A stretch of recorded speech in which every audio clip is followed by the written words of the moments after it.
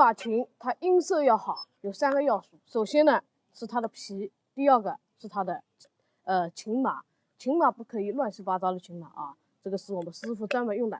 还有一个关键的要素就是琴弦啊，这个是比较关键的啊。那今天呢，我给你们推荐一下我自己在厂里面订购的定制的琴弦，这个是银弦啊，就是钢丝的基础上缠上一套这个银丝啊，它就出来的音色会更加的好听，更加的亮，更加的刚啊。一副里面2根都在，内外弦啊都在了，你可以试一下，买2副回家试试看啊。我买2副，我多收你1副的，回家试试看，不行的话你可以退回来，邮费我来出啊。